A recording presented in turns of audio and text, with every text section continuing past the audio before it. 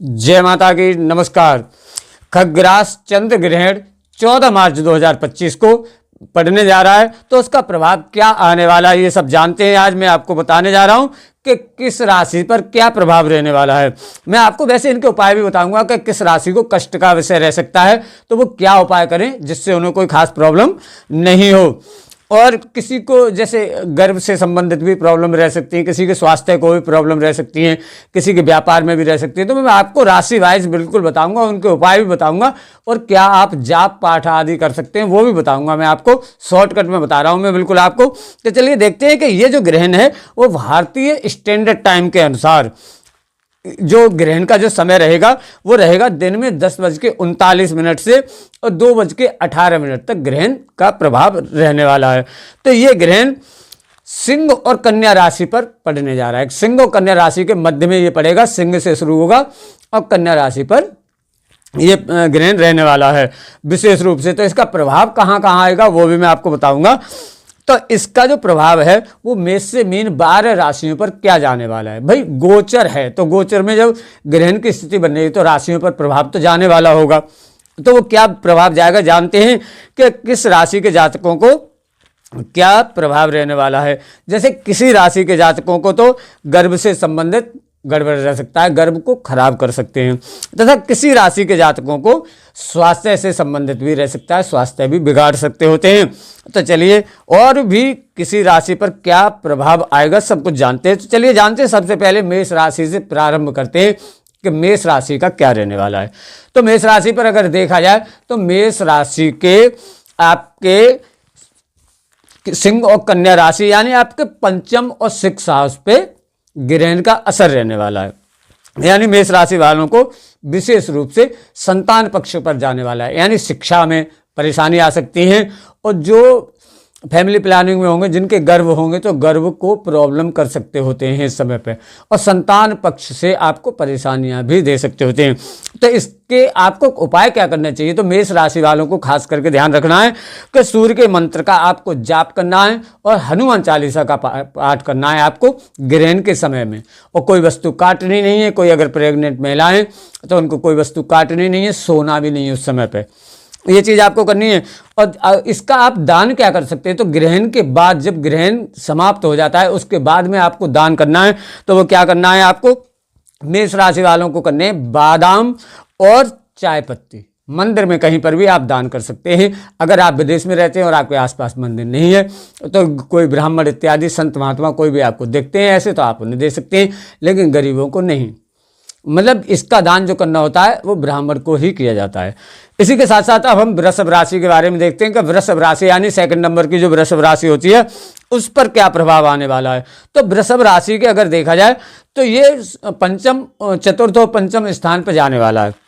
तो क्या है कि एक तो माता के स्वास्थ्य को गड़बड़ कर सकता है और संतान पक्ष से भी प्रॉब्लम दे सकता होता है। तो वृषभ राशि वालों को सबसे जरूरी है कि गणेश मंत्र का, गणेश स्तोत्र का आप पाठ करें या गणेश मंत्र का जाप करें आप, और शुक्र के मंत्र का आपको जाप करना है। तो इससे आपको विशेष लाभ रहने वाला होगा। साथ ही साथ ग्रहण के बाद में अगर आप दान करना चाहते हैं तो आपको क्या चीज़ दान करनी चाहिए जिससे कोई प्रॉब्लम नहीं होगी। अगर कोई गर्भवती महिलाएं तो अवश्य ही करें कि 1.25 किलो आपको चावल लेने हैं और 1.25 किलो आपको हरा चारा लेना है और आपको गाय को खिलाना है। ये 1.25 किलो चावल और 1.25 किलो हरा चारा कम से कम, इससे आप ज़्यादा ले सकते हैं बहुत अच्छा रहेगा। तो ये आपको गाय को खिलाना है। इसके साथ साथ थर्ड नंबर की राशि को अगर देखते हैं हम मिथुन राशि को, तो मिथुन राशि के जातकों को रह सकता है, उनके मिथुन राशि के जातकों का पड़ने वाला है ये एक तो थर्ड हाउस में, एक फोर्थ हाउस में। तो इस पे आपका एक तो झगड़े जैसी संभावनाएं आपकी रह सकती होती है, किसी से झगड़ा हो सकता है और पारिवारिक तनाव भी बढ़ सकते हैं, आपके पारिवारिक तनाव भी रह सकते हैं। तो इसमें आपको करना चाहिए सूर्य के मंत्र का जाप करना चाहिए और बुध के मंत्र का भी जाप करना चाहिए आप लोगों को।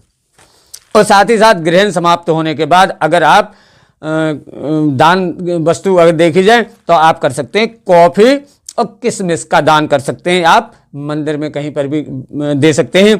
तो इससे आपको विशेष लाभ रहने वाला होगा। इसके साथ साथ हम देखते हैं चतुर्थ नंबर की राशि, अगली राशि जो है यानी कर्क राशि, उसके बारे में हम जानते हैं।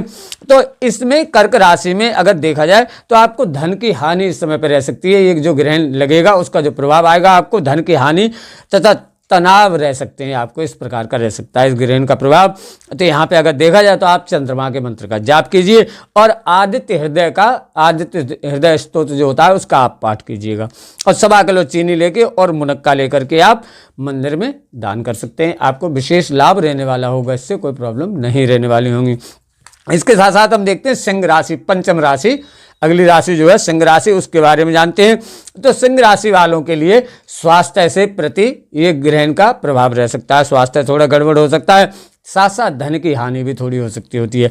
तो इसमें आपको मेन चीज ये है कि आप सूर्य के ही मंत्र का जाप कीजिए, सबसे अच्छा सूर्य के मंत्र का अगर आप जाप करते हैं इस समय पर तो बहुत लाभ रहने वाला होगा। साथ साथ आप चंद्रमा के मंत्र का भी करते हैं तो बहुत ही लाभ रहने वाला होगा।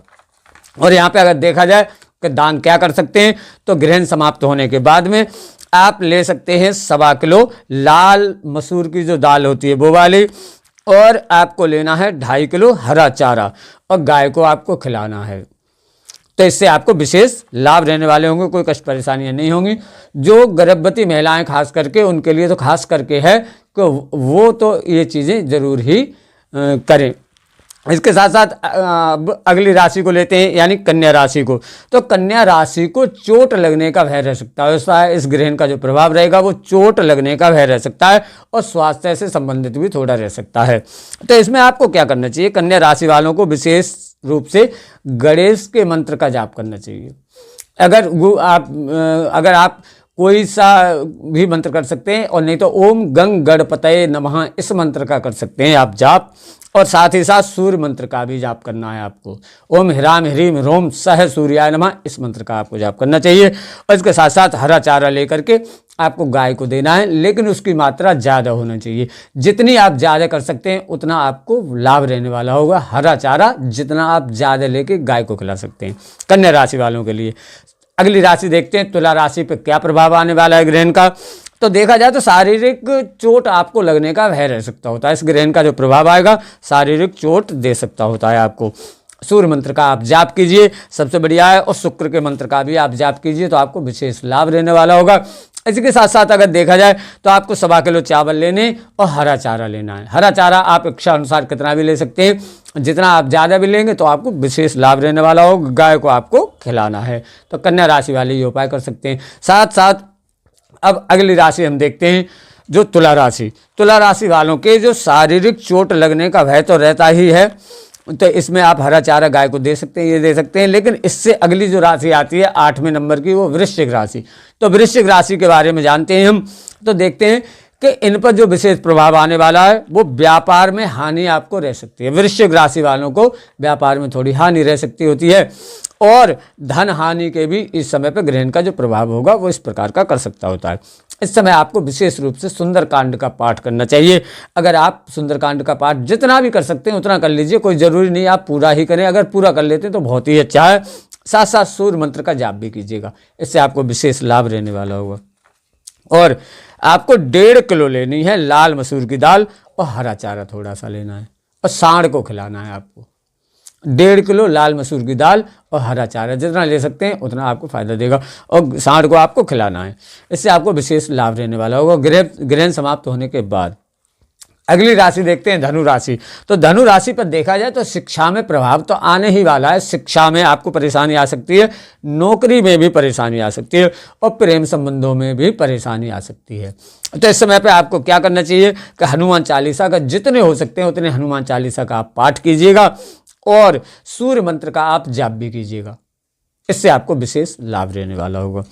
आप दान क्या कर सकते हैं धनु राशि वाले, तो धनु राशि वालों के लिए है कि 1.25 किलो आपको चना की दाल लेनी है, पीली जो दाल होती है चने की वो लेनी है, और हरा चारा लेना है। हरा चारा जितना ज़्यादा आप ले सकते हैं उतना आपको लाभ देने वाला होगा। तो आपको गाय को खिलाना है, तो इससे आपको विशेष लाभ रहने वाला होगा। इसके साथ साथ देखा जाए अगली जो राशि आती है हमारी 11वें नंबर की, यानी कि मकर राशि आती है। तो 10वीं राशि मकर राशि, उसके बारे में अगर जाना जाए, शारीरिक कष्ट तो हैं ही, उसके साथ साथ तनाव भी रह सकते हैं। शारीरिक कष्टों में भी प्रॉब्लम दे सकता है, और तनाव भी आपको दे सकता है। इस समय पे आपको विशेष रूप से शनि के मंत्र का जाप करना चाहिए, और सूर्य मंत्र का भी जाप करना चाहिए। सूर्य और शनि दोनों के मंत्र का जाप करना चाहिए। और आपको 1 किलो उड़द की धुली हुई दाल लेनी है, उड़द की धुली हुई दाल 1 किलो, और आपको लेना है गुड़ 1 किलो, और गाय को आपको खिलाना है। ग्रहण समाप्त होने के बाद आपको ये चीज़ें देनी है, तो आपको कोई विशेष प्रभाव नहीं रहने वाले होंगे। 11 नंबर की अगर राशि देखी जाए तो इसमें आपको जो विशेष प्रभाव आने वाला है वो एक तो आपस के जो पति पत्नी में तनाव हो सकते हैं, कोई विवाह करना चाहते होंगे तो उनके विवाह में विलंब रह सकते होते हैं, और शारीरिक कष्ट भी आ सकते होते हैं। जो ग्रहण का प्रभाव रहेगा वो इस प्रकार करेगा। तो इस समय पर आपको शनि के मंत्र का जाप करना चाहिए और हनुमान चालीसा का पाठ करना चाहिए। जिस समय पर ग्रहण पड़ रहा होगा उस समय पर आपको ये चीज़ें करनी हैं, तो इससे विशेष लाभ रहने वाला होगा आपको। और अगर आपको दान वस्तु देखी जाए तो आपको 50 ग्राम तो लेनी है कॉफ़ी, और 50 ग्राम लेने आपको मुनक्का, और मंदिर में दान करने, आपको विशेष लाभ रहने वाला होगा। इससे कोई खास प्रभाव नहीं आने वाला होगा।